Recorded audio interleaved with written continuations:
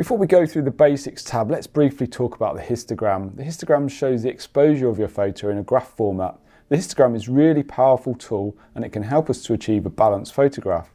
Essentially, the histogram's graph displays the number of pixels that are displayed of a particular tonal value. Everything that is black is on the left, everything that is white is on the right. In the middle we have our mid-grey tones. The higher the graph goes in a particular area shows how many pixels in the image fall within that particular tonal value. If I move the exposure slider to the left, we'll see that the image becomes underexposed and the histogram bunches to the left, meaning most of the pixels are very dark or black. If we move the exposure slider to the right, then we will see the exact opposite. The image will become overexposed and the histogram will bunch to the right where most of the pixels will show as white. If you ever want to reset any of the sliders, just double click on the word or the slider indicator to return it to its 0 position. In the Basics tab, we can select whether we would like to work with a colour or black and white image. Below that we have the Profile tab. By default it's set to Adobe Colour. If you're shooting in RAW, which I highly recommend that you do, you can choose a different colour profile to work with. You can save all of your own profiles or purchase them online. They're similar to a preset, but a profile will not make adjustments to your sliders where a preset will. If your camera has a colour profile attached, you'll be able to find them here. I use Fuji cameras, and if I scroll down, here you'll see my Fujifilm simulations available for me to apply to my RAW file. Next up we have the White Balance tab. This is where we can change the temperature and tint of the whole image on a global level. The temperature is measured in the Kelvin scale, which is a scale that measures temperature. The warmer the image, the higher the Kelvin value. The higher the Kelvin value, the more yellow and orange the image becomes. It's the exact opposite for cold. The lower the Kelvin value, the cooler the image becomes, represented by the image being cooler in colour, a bluer colour. Below the temperature slider is the tint slider. If we compare the colour wheel to a compass, yellow is north, then blue will sit directly to the south on the opposite side.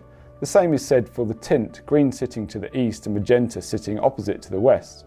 Moving the tint and temperature sliders together will give us a control over the whole of the colour wheel. Using the colour picker or by hitting the shortcut W will allow us to use Lightroom's brain to do the work for us.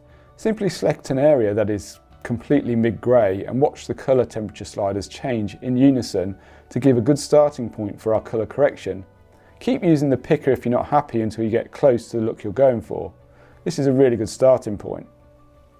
Next we're moving down to the tone selection. All of the sliders affect the image on a global level here. I tend to stay clear of the Auto tab as I like to have full control over my edit. Exposure, so this one's really easy. Simply drag to the left and it will darken the image, drag to the right and it will lighten the image. Press the shortcut J to see when your image is clipping or losing detail in the highlights or shadows. The clipping warning for highlights is marked in red and the shadows marked in blue. Next is contrast. By adding contrast, essentially we're making the darker parts of the image darker and the lighter parts of the image lighter, giving us more contrast. Watch the histogram as we add more contrast. The darker and lighter parts of the histogram get pushed more towards the edges. The opposite will happen if we dial in a negative amount of contrast. Watch the histogram move towards the centre. I would use the contrast slider very subtly as there are more selective ways of adding contrast below. The highlight slider does as it suggests. It increases and decreases the highlights in the image without affecting the shadows. Watch how I can make the sky become completely blown out without affecting the land at all. This slider can be really helpful for recovering areas that look bright in the sky or water. For this image I could drop the highlights to decrease the exposure of the sky without affecting the rest of the image. The shadow slider does the exact opposite of the highlight slider, affecting only the shadows. Look when I move the slider to the right, see how much lighter I can make the foreground without affecting the sky. Using these two sliders in tandem is a great way of recovering areas of the image that are near or being overexposed or underexposed. It's also a more selective way of adding contrast. The white and black sliders are very similar to the shadows and highlights, but affect the lighter and darker parts of the image only. You need to be very careful with these sliders, but they are a great way of selectively adding contrast to an image. You can hold down Alt on many of the sliders to see how it affects the image. Using Alt on the blacks, for example, will show us when part of the image becomes completely black.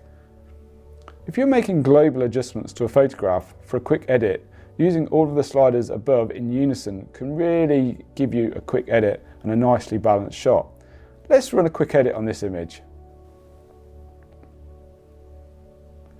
Moving down to the Presence tab, texture increases or decreases the amount of medium-sized texture in a photo without affecting the finer details. It's a great way of adding in some detail to your photo without adding in more contrast.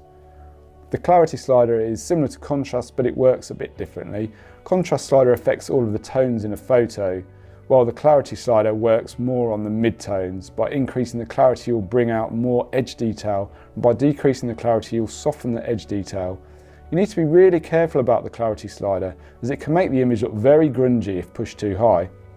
I tend to never take it past plus or minus 10. The dehaze tool works similar to clarity and can be great for adding or removing atmospheric conditions such as mist and fog to an image. Vibrance is a great tool which increases the intensity of the more muted colours and leaves the already well saturated colours alone.